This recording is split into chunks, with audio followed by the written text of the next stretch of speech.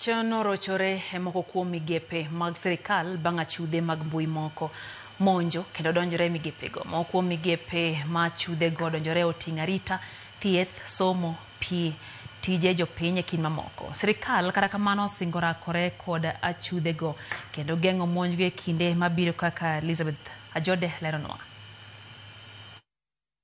Moko kuom migepe mag piny owacho mane tijegi okwamo bang' kweth achudhe ma oyangi kaka PCP Kenya monjo kendo donjore e mbui oting'o migepe mag arita, thieth, somo, pii, tije jopiny ka eigi moko ne olorore.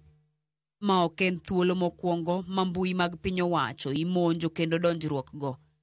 Piny owacho oyango mar rakore kod achudhe mapiyo kendo duoko kare chenro maggi. E duoko mare ewi wachno, jagoro mongirore e migawo mar arita Dr. Raymond Omolo owacho ni gisetemo loso rochruogno. Bende omedo ni gitemo neno ni giketo yore mag fwenyo gik makamago kapok gitimore.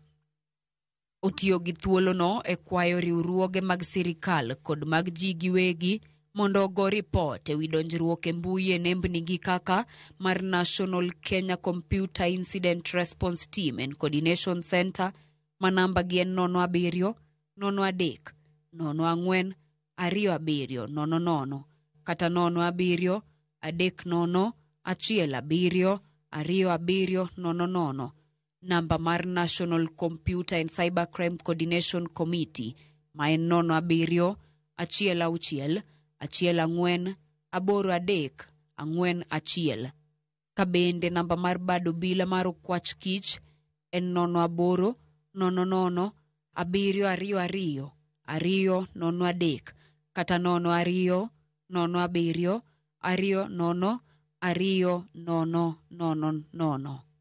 Bende oyango ni donjruok kendo rocho chenro mag mbui en ketho e pachoka, kendo ng'at ma oyud kod kethono ibiro chwali e doho. Karido arita e mbui kendo geng'o rode ma achudhe mbui nyalo tiyogo e rocho chenro mag oganda e pachoka. Elizabeth Ajode, Ramogi TV. Anyuola mar John Okoth, japuonj